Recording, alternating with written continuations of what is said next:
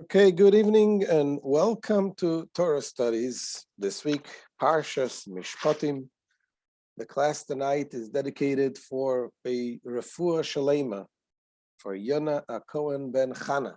May this learning be for his speedy and complete recovery. And also the things that we take upon ourselves, any good deeds, when we study Torah, when we do a good deed, and especially when we learn what is the way to do good deeds, as we are going to learn tonight. Those are things that help for refuah shalema and help for all the brachas. So the topic tonight is put on the blinds, keep your eyes on the prize and don't stop moving. What are we talking about? Is really a very interesting lesson that we take from this Torah portion. The portion of Mishpatim, which follows a very exciting event of the giving of the Torah, God gave the Ten Commandments and so on. Then Mishpatim goes down to details, talks about literal, very detailed laws between people. Then there is different cases, how to deal laws between people, and which seems to be quite boring if you're not, into this detail. If you're not a lawyer, wants to know this financial laws between two people, how to litigate this kind of laws. However, what we're going to do tonight is something very, very unusual, very unique, very interesting, and that is, we know that the Torah, the laws that we learn here, whatever is written in the Torah, we read about laws that is dealing with material things, arguments between people. However, we know that the roots of these laws, they come from a higher place. And we can interpret these laws in a spiritual sense as well. And today, we're going to give a very interesting example of such a law regarding certain litigations between people, how this is interpreted in the spiritual sense, and a powerful message that we take from this that will guide us in our way of serving Hashem. So what are we talking about? So just to give you a little introduction about the concept of Shavuot. Shavuot means an oath, administering an oath. What is that? When two people have a dispute between them. Reuven says to Shimon, "You owe me $100." And Shimon says to Reuven, "I don't owe you $100, I owe you $50. The Torah says, in such a case, Shimon, since he partially admitted, so he needs to swear. He's being administered an oath, and swearing means swearing using God's name, that he has to swear that he doesn't owe more than $50. And then he pays his $50 and he's good. He doesn't have to pay the whole 100. There is another case that people are being administered an oath. This is if there is, Reuven says to Shimon, "You owe me $100. However, he does not have two witnesses, he has only one witness. He has one witness. When in Jewish law, you need to have at least two witnesses in order to make something valid. If you have only one witness, it's not enough to take out the money from Shimon, but it's enough to make him swear that he doesn't owe the $100. And the third case is also if a person gives something to keep, a deposit, and the person denies that he ever got something. There also he needs to swear. And we're going to see inside the way it is written, the way we see it from our Torah portion. And later, as we will go, we will proceed in the explanation of the details of these laws. You will find something very interesting how this applies in our service of Hashem. So let's see inside.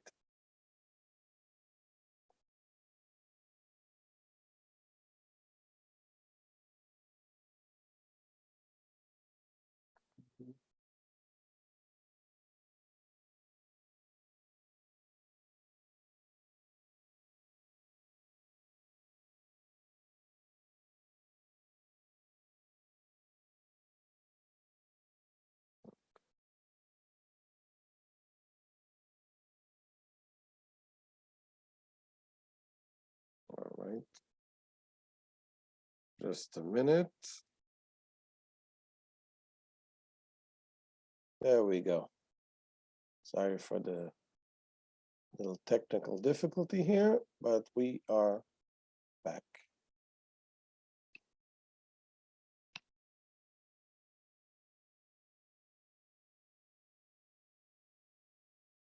There we go.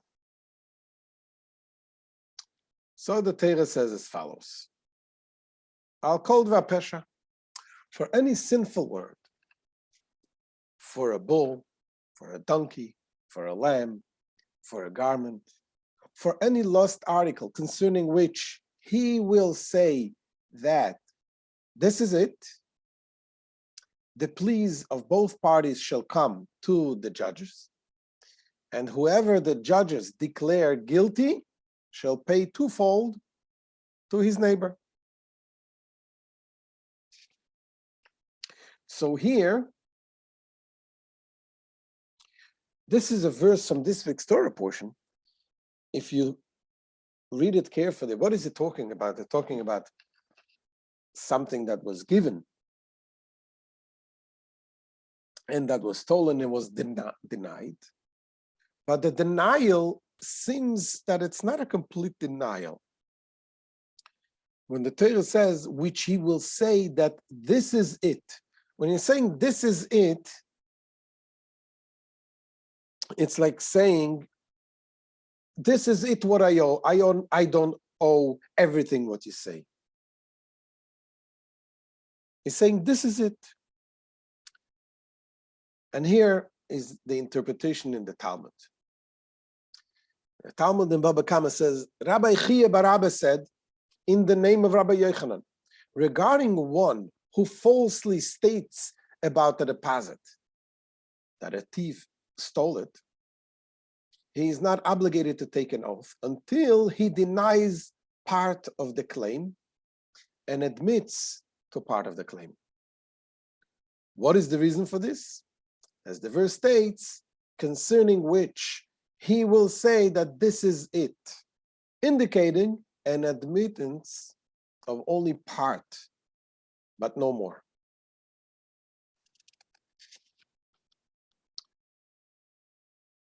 And here comes Rabbi and says, why does a person need to take an oath? Why does a person need to take an oath if he admits partially? And Rabbi says something interesting. He says, when a person lends you something, you don't have the chutzpah to say, oh, I don't owe you anything. So therefore, when you say, I don't owe you 100, I owe you 50. Perhaps because you didn't have more than 50 not to give, so you say, I owe you 50. But a person does not have the chutzpah to come and say, I don't owe you anything. So if a person denies completely, we assume that he really doesn't owe. And we don't make him swear that he doesn't owe. But if he admits partially, we're saying, you know what, he admits partially, but maybe he owes everything. That's why we make him swear that he doesn't owe the whole entire thing. That continues the Gemara here. In this, it is accordant with the statement of Rabbi. As Rabbi says, for what reason did the Torah say that one who admits to a part of the claim must take an oath? It is because there is a presumption that a person does not exhibit insolence like chutzpah by lying in the presence of his creditor. And this person who denies part of the claim actually wants to deny all of the debts. So it has to be exempt. And the fact that he does not deny all of it is because a person does not exhibit insolence. A person doesn't have the chutzpah to deny everything. Therefore, the merciful one imposes an oath on him to ensure that he will admit to the full debt. So how will this make him admit? If we tell him that you have to take an oath, we say that will make him admit, oh, I don't want to take an oath, I'm going to pay you everything. Why? So we have to understand the severity of taking an oath. When you take an oath, it was used God's name. And the severity of using God's name in vain, at least back in those days, were very, very severe.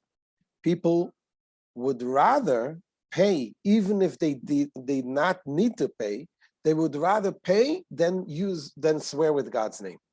They wouldn't swear. They wouldn't use God's name, even though if it was for real, for true. Later on in their generations, when they realized that people are not so careful, they couldn't care less about using God's name in vain, so they stopped the whole thing about swearing.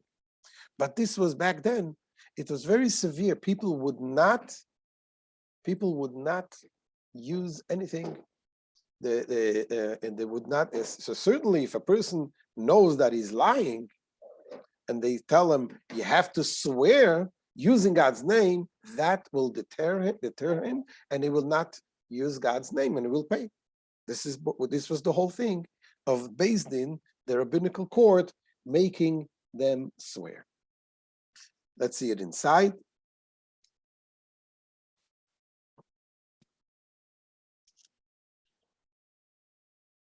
So the two laws.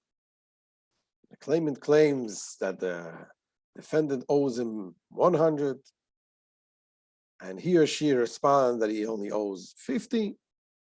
To support his or her claim, the defendant must swear to his veracity. He or she thereby voids their obligation to pay the extra 50. Okay? So here comes the Gemara and tells us this.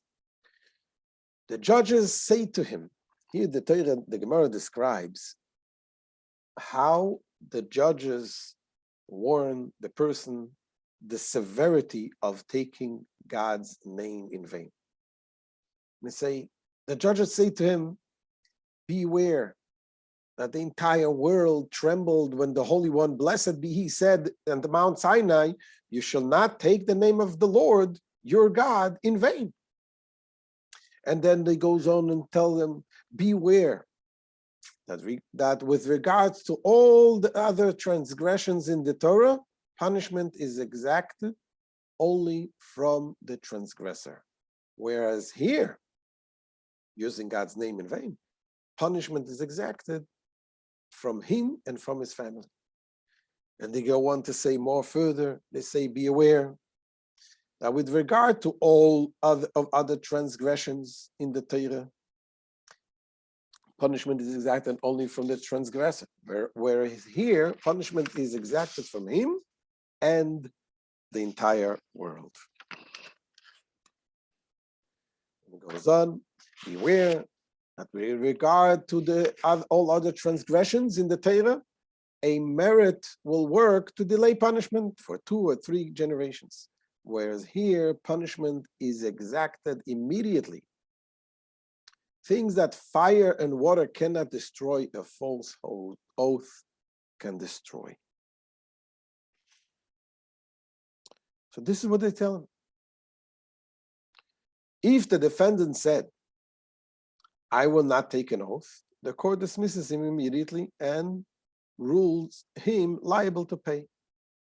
If he says, I will take an oath, the people standing there say to each other, depart, I pray you, from the tents of these wicked men, and touch nothing of theirs, lest you be swept away in all their sins.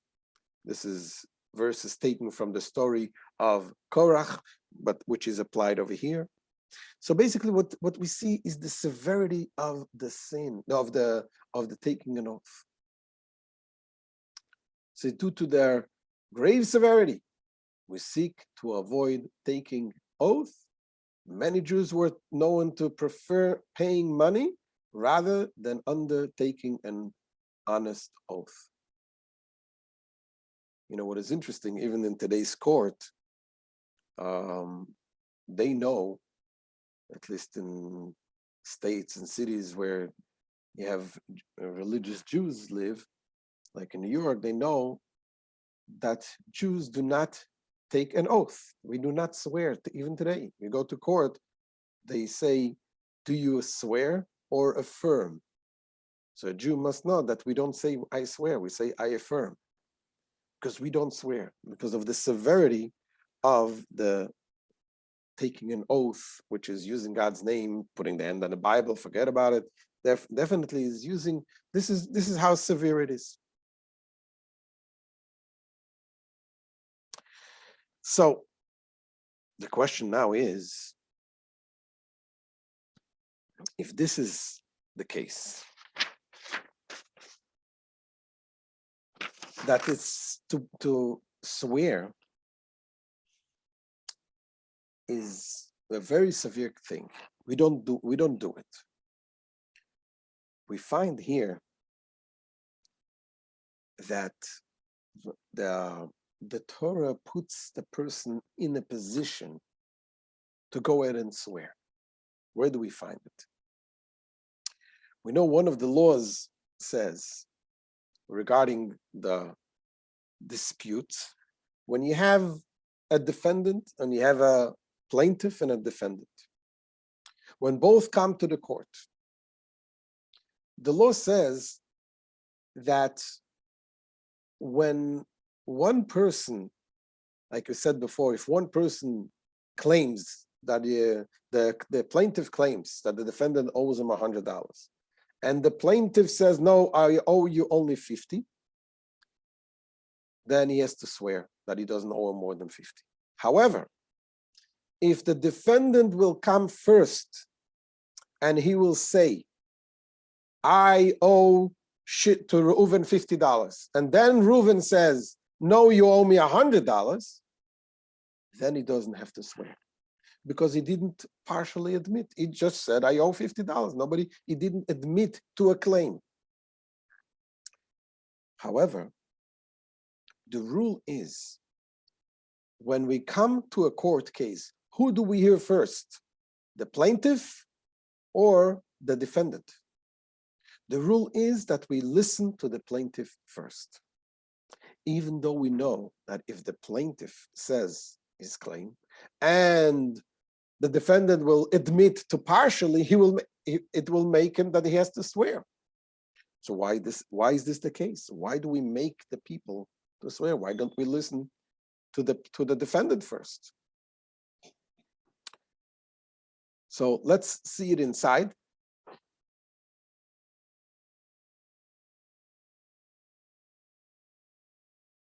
We learn this from the Torah, that it says, and God said to Moses, come up to me to the mountain and remain there, and I will give you the stones, the stone tablets, the law and the commandments, which I have written to instruct them.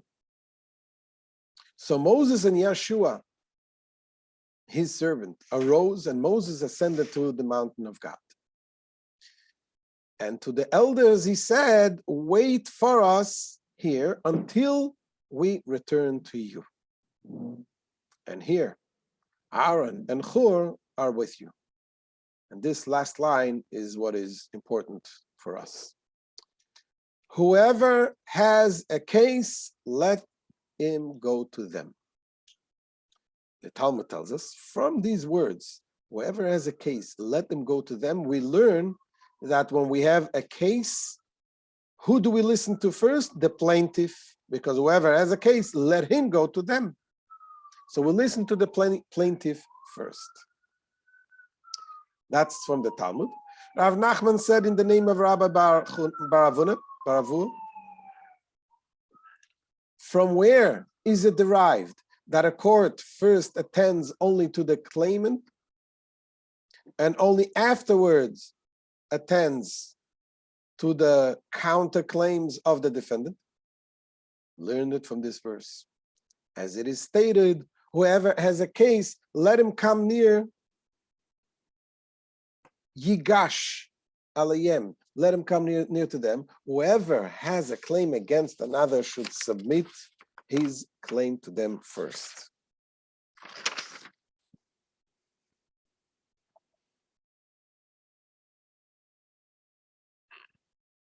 So this is the question. So why would the law orchestrate matters so as to require an oath? Isn't taking an oath so severe that we avoid it at all costs?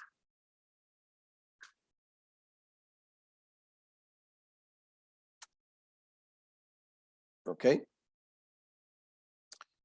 Now, having said that, we know there is also an exception to the rule. Usually we say you bring the defendant, the plaintiff first. He has to submit his case first, and the defendant goes next. And if the defendant admits partially, he has to swear. There is a case where we go first to the defendant. What is the case? This is in case if the defendant has a significant loss. What does it mean? If, let's say, the defendant has property and the property value went down, then we go first to him and we say, what do you say? How much do you hold? Why? So this is really a question that we're going to have to analyze. Why do we go first? But the bottom line is we go first to him, and if he says I owe 50, and then the other person, the plaintiff says no, he owes me 100, we do not make him swear because he said first I owe 50. Another case is also if because of this case people know that he needs to sell his property quickly, so therefore they will give him less money. So in these cases, they go first to the defendant, and if he said, and we don't make him swear, whatever he admits, he admits. Okay? And this also needs explanation. Why? This comes from the Shulchan Aruch. We call upon the claimant first. If there is a significant loss for the defendant, we call upon him first. And the question is why? Why is there an exception to the rule in the case of a significant loss? Either we go all the way or not. Why change the procedure? Okay. So until now, this is what we learned is in a regular case, a plaintiff, a defendant, the plaintiff says one thing, the defendant says, I owe you partially, I don't owe you everything, and we make him swear. And in case that there is a significant loss, we don't make him swear, we believe him. Now, the Rebbe takes this and explains the whole thing, the whole case, in a more spiritual sense. There is a spiritual plaintiff and there is a spiritual defendant. Who is the plaintiff? Who is the defendant? Says the Rebbe, the plaintiff is the Yetzer Hara, the evil inclination. And he comes and claims, this Jew, he committed a sin. And therefore, he now belongs to me. He belongs to me. We know it says, the Talmud says, that we're talking about the evil inclination, talking about Satan, talking about Malach HaMavet, the angel of death. The Gemara says it's all the same guy. Who Satan, who Yetzer Hara, the same evil inclination that comes and convinces and seduces a person to commit a sin. He's the one who becomes the prosecutor. He comes to Hashem and says, look at this guy. And he is the one who is the executioner. He executes the punishment. And we're going to see it first. Before we continue, we're going to see it in the Talmud, the way the Gemara says. But Masnis Etani was taught in a Braisa with regard to the Satan. He descends to this world and misleads a person into sinning. He then ascends to heaven, levels accusations against that very sinner, and inflames God's anger against him. He then receives permission to act and takes away the sinner's soul as punishment. Reish Lakish said, Satan and evil inclination are one and the same. So what exactly is this? What exactly does it mean? The Rebbe says that the Yetzer Hara, the evil inclination, he comes to the person and he makes him sin. We all have Yetzer Haras. Everyone has a Yetzer, everyone has an evil inclination. We're doing sometimes stupid things that goes against our moral values. But the question is, what happens next? What happens next is the Yetzer Hara puts a claim to the whole thing. And it says, that's it. Now you belong to me. What does it mean? It's a conversation within the person themselves. He says, okay, I failed. I did that terrible thing, so I'm no good. That means I'm not in a high level. I cannot be held to a higher standard. And that drags the person down to continue in this way. So this is a trap that the Yetzer Hara traps the person. And he basically says, you're either with me or against me. In other words, if I'm not in the other side, if I'm not succeeding doing the right thing, that means that I failed. If I failed, that's it. So what is the answer? The answer is that we're not admitting completely, fully. We're only partially admitting. The Yetzer Hara, the evil inclination, says, you belong to me completely. And we say, yes, we have sinned, but not completely. When we committed the sin, we weren't there fully with our full heart, with our full soul. Because subconsciously, even when a Jew commits a sin, subconsciously something deep inside tells him, I know I'm not doing the right thing, and I don't want to do what I'm doing. Yes, I enjoy it. Yes, it feels good at the time, momentarily, but the Yetzer, the Jew knows that he's not taken away completely. I wasn't there fully when I did it. This comes actually from the Tanya that we're learning tonight, which is the 24th day of Shvat. In the Tanya, in chapter 24, tomorrow morning, we're going to learn the whole chapter 24. In this chapter, the Alter Rebbe talks about the severity of sins. But the Alter Rebbe also tells us that even during the sin, a Jew is one with Hashem. And when he does it externally, not with his full essence, with his full heart, with his full soul. Let's see it inside, how the Alter Rebbe says this.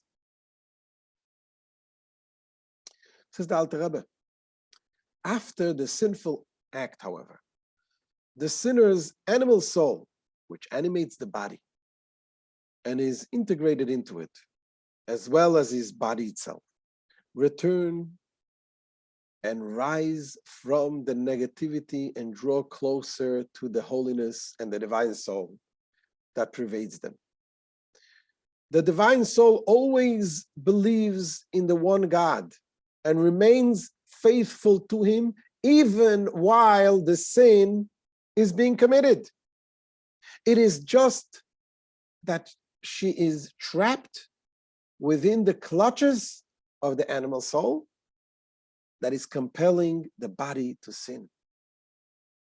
Very powerful words.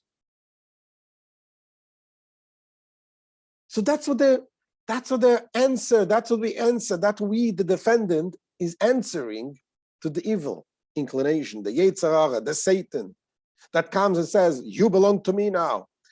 You belong to the darkness. We say, you know what? We plead temporary insanity. Yes, we did something, but we weren't there. It was some kind of temporary insanity. We were sleepwalking, doing things during our sleep. We didn't do it with all the heart. You know, we say every morning, we say, Elokai neshama shenatata bi tehorai. The neshama that you gave in me is pure. It's always pure. There's some part of the neshama, some part of the soul of a Jew that nothing can defile, nothing can make it impure. This is the neshama. Not only that, there's also the Talmud says, a very interesting statement.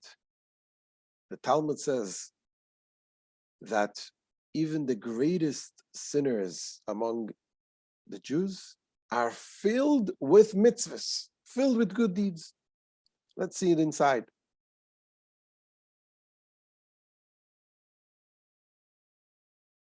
This is the Talmud. Rish Lakish said with regards to the sinners of the Jewish people, the fire of Gehenna, Gehenna means the hell, purgatory. The fire of Gehenna has no power over them. As may be learned from the golden altar. You know, in the temple, there was one of the altars was a golden altar, was wood covered with gold. The golden altar in the temple was only covered by gold, the thickness of a golden dinar, a coin. Yet it stood for many years, and the fire did not burn it, for its gold did not melt. So too the sinners of the Jewish people were filled with good deeds like a pomegranate. Just like a pomegranate is filled with seeds, so the Jews are filled with mitzvahs. How much more so should the fire of Gehenna have no power over them? That they're filled with mitzvahs. This statement in the Talmud, that the Jews, the sinners of the Jewish people, are filled with mitzvahs. There's an interesting story that happened with the Rebbe. There was one individual that came from, it was not a Lubavitch, it was a religious Jew from a different Hasidic sect. That was more,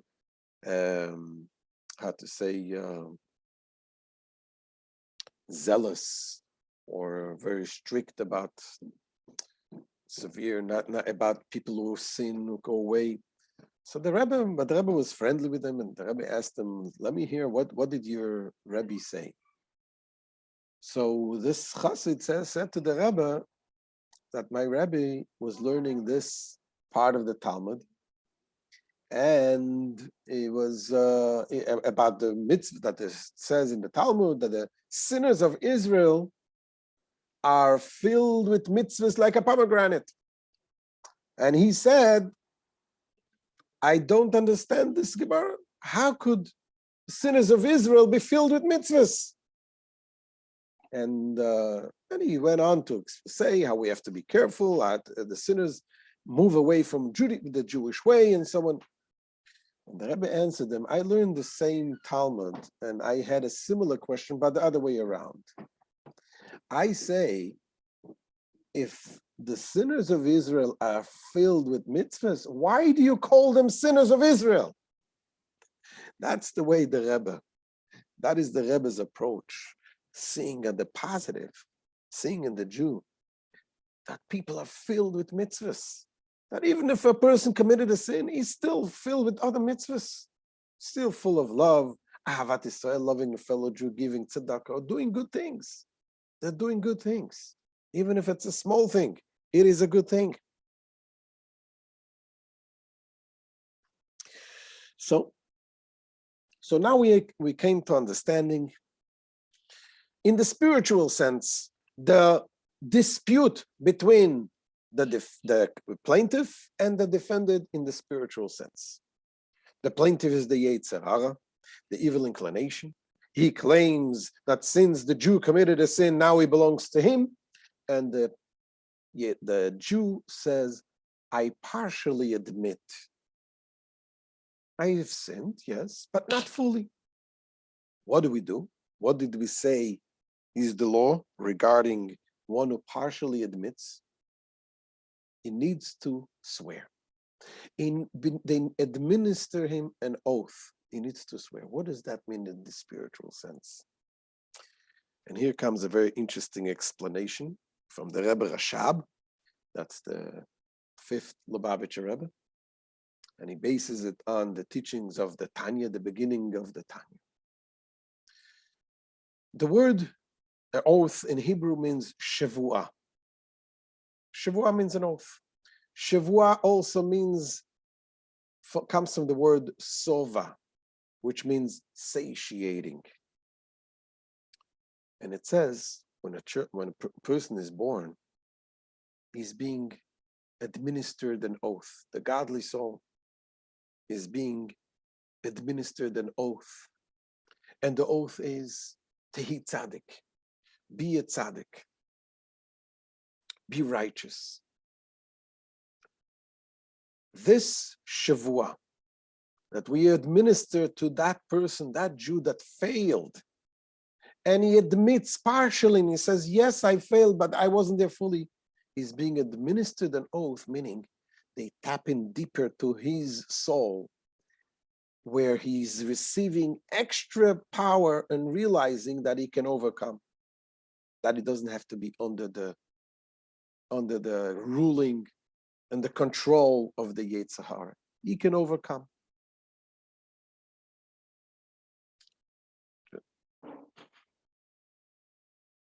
So he continues that he's giving administered an oath, and that is to give him the strength to be able to overcome the challenges. Let's see how the Rebbe Rashab says this inside.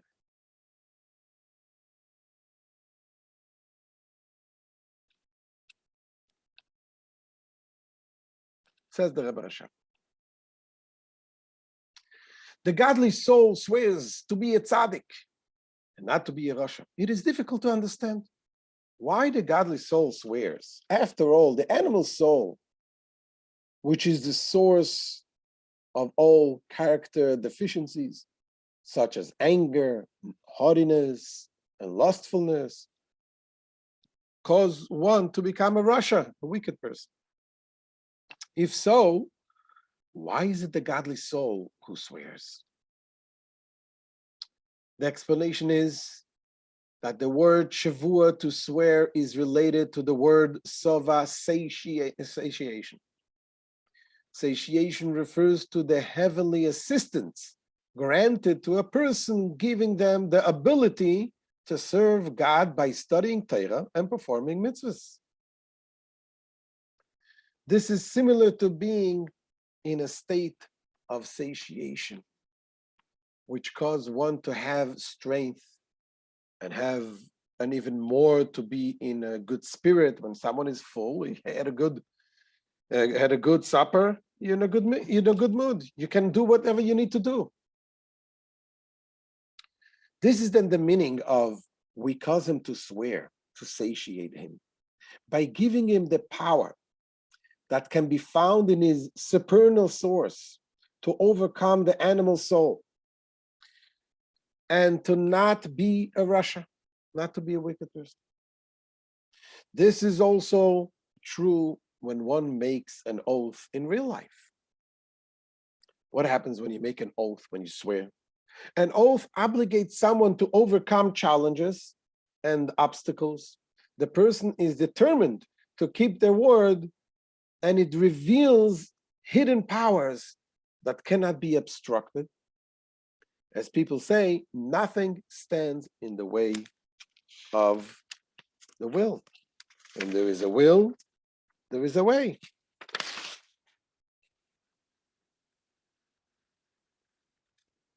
So too, the oath that the godly soul causes inner powers to become revealed, with which one can overcome all the obstacles and challenges that are posed by the animal soul.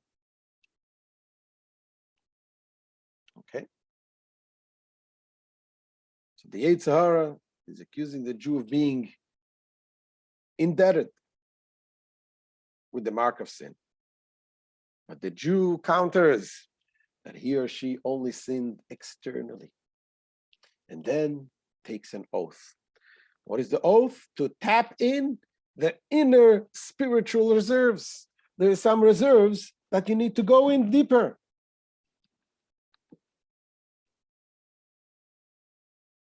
Okay? However, something needs to be still understood. So we understand now what is the oath.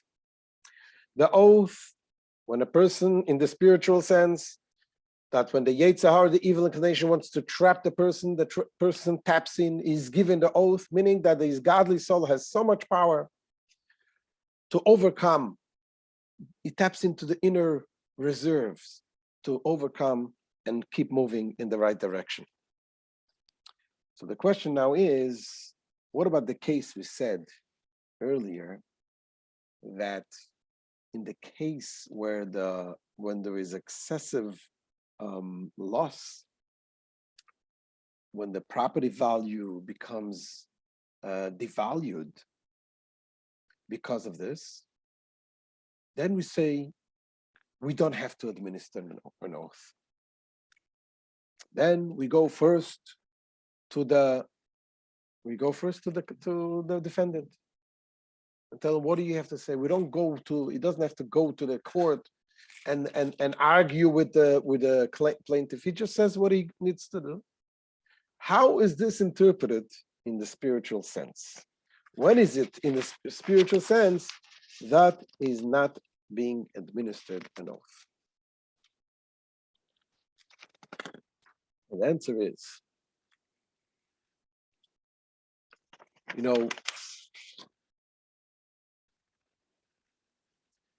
taking an oath has also risk in the spiritual sense. What is the risk? When you take an oath, we're saying, what are you doing?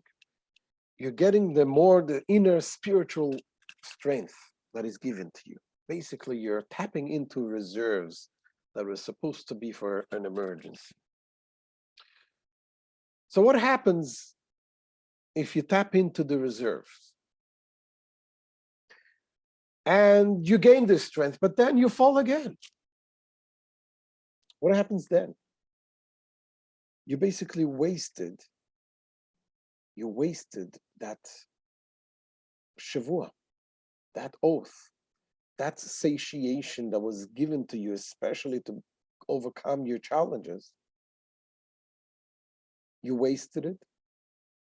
Not only that, it can be also captured by the other side as well. So here comes the Rabbi teaches us a very interesting lesson. And that really guides us in life. And he says, you don't really need to go into the whole court case battle with the evil inclination. There is another way of getting rid of the debt from the Yetzer Hara. And that is, if you realize that the property, the possessions that you own is being devalued. What does that mean? We'll soon see. The Rebbe brings a story of Rabbi Yochanan ben Zakkai. Rabbi Yochanan ben Zakkai was a great sage in the time of the end of the Second Temple. Very holy sage. When he got very ill before he passed away, he cried. His students came to him and he cried. They asked him, "Why are you crying?" And he says, there are two ways now. There's one way that leads to Gan Eden, the Garden of Eden. There's another way that leads to the Gehenna, purgatory. And I don't know which way I am being led to. Shall I not cry? Let's see it inside the Talmud. And we have some questions about this story, as you can only guess.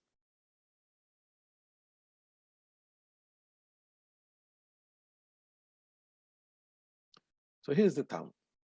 When Rabbi Yochanan ben Zakkai fell ill, his students entered to visit him. When he saw them, he began to cry.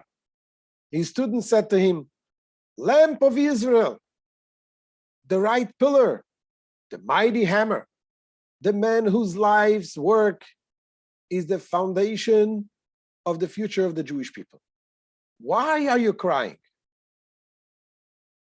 And he said to them, "I have two paths before me, one of the Garden of Eden and one of the Gehenna, and I do not know which they are leading me, and I will not cry."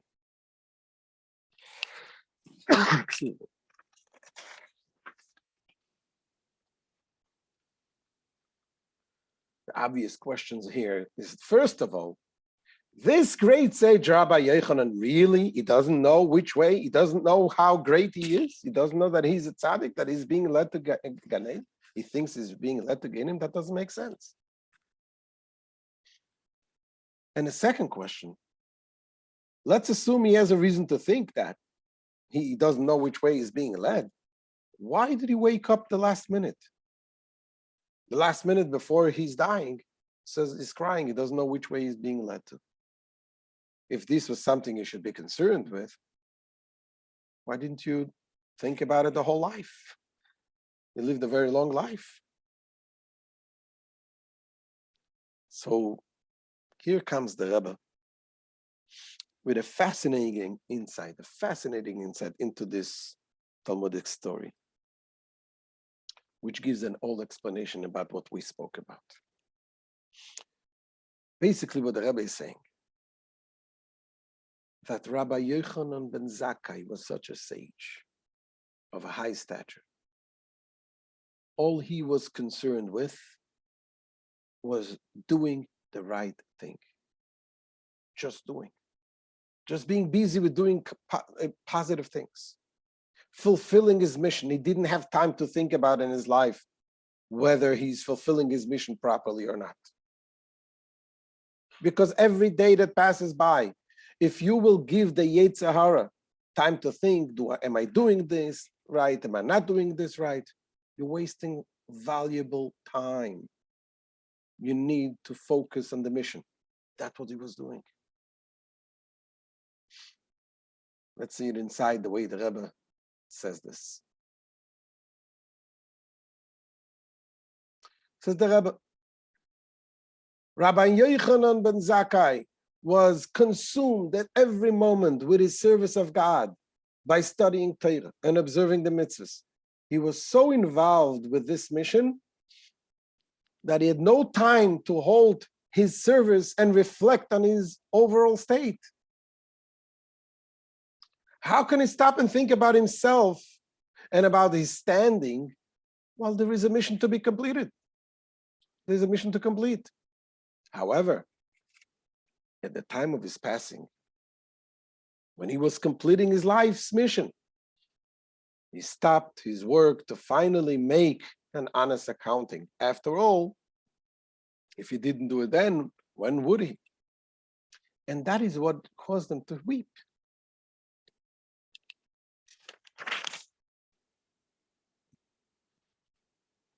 You see?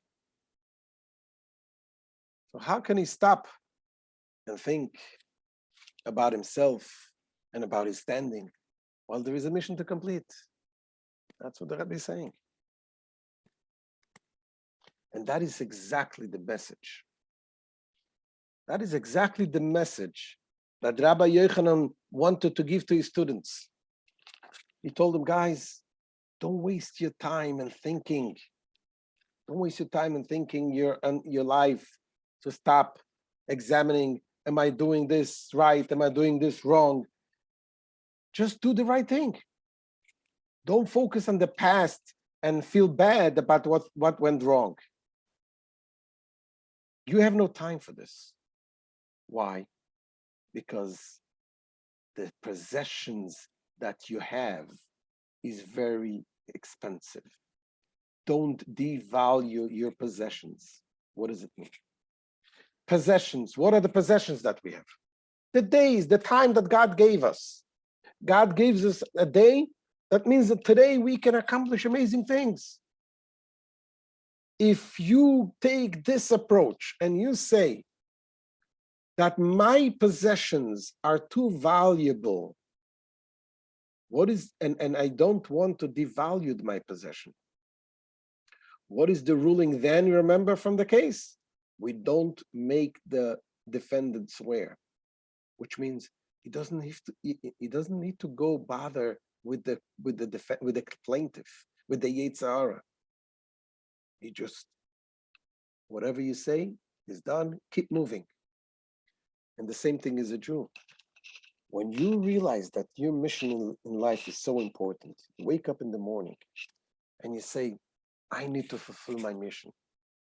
You don't waste time for feeling bad for things. Because that's exactly the trap of the Yetzer Hara. The Yetzer Hara tries to trap the person. He wants them to mess up, and then he wants them to feel bad for what he messed up. And then when he feels bad, he drags them down. But when you realize that you have a mission, and I'm going to focus on the mission, you don't even need to tap into this oath, this swearing, which means the inner powers that is given to you. You just follow in the right path, and Hashem gives you all the brachas either way. Let's see it inside.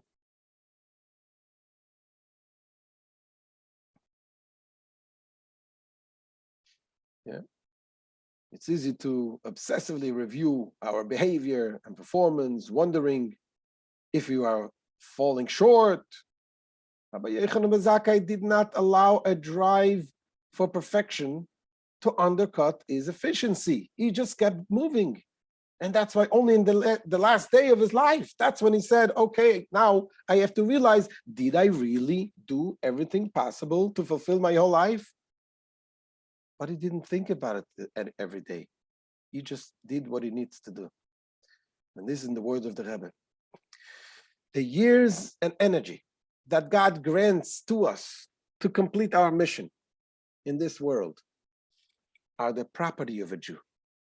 When a Jew is completely committed to the extent that their entire being is doing God's mission, and the entire time and energy are devoted to completing their godly mission to make this world a dwelling place, then they have no time to go to a court case with the Yetzer Hara. Who has time for the Yetzer Hara?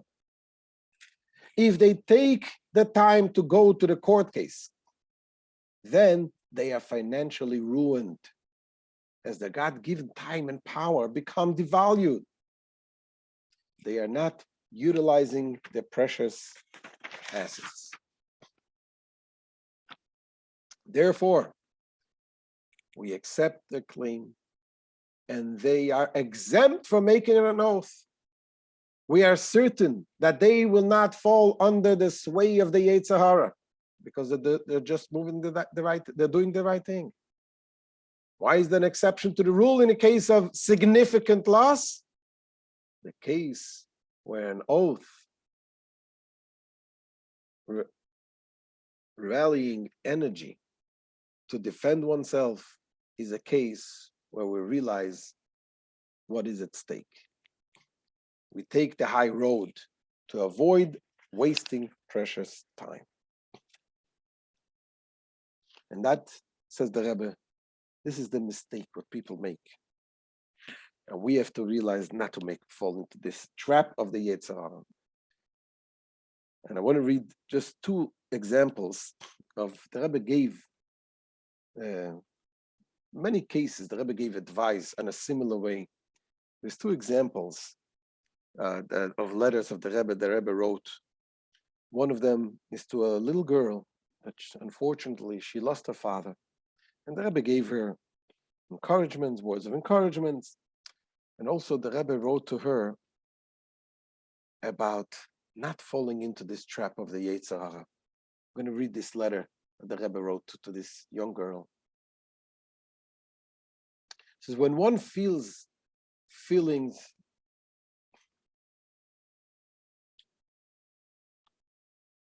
of guilt and regret about past behaviors, they must investigate which side is generating these feelings. Is it from the Yetzer Tov? Is it from the good inclination? Or from the opposite side? The litmus test is the outcome. How do you know which side it comes from? Look what the outcome is.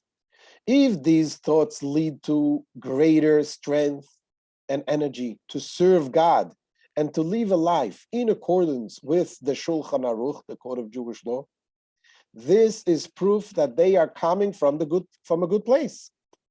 However, if the thoughts leads to laziness or despair, this is proof that they originate from the Yetzer Hara, since these feelings prevent one from serving God.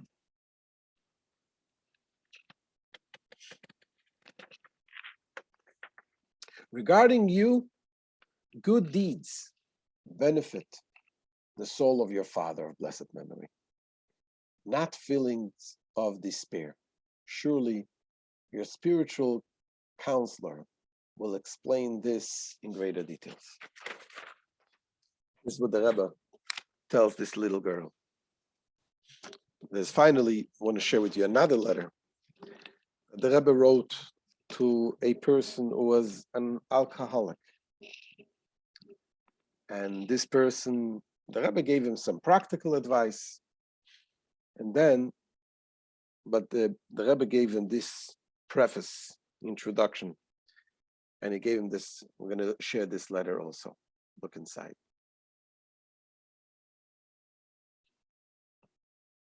Says the Rebbe. The words of our sages in this matter are well known. One should not become despondent, meaning feeling bad, if he does not withstand the test. And he should surely not despair in his fight with the Yetzer Hara. To the contrary, despair and despondency are the weapons of the Yetzer Hara, telling a Jew that there is no use fighting, for you won't succeed. That's what the Yetzer Hara says. You'll never succeed. What's the point fighting? To the contrary, if you relapse and you see how bad it is, and after all, this is against God's will, and it also leads to a destruction of one's physical and material life, that itself should energize you to take up arms in the above-mentioned battle. Eventually, the promise of when a person sanctifies himself in a small measure below, they sanctify him in great measure from above, will be fulfilled in your life.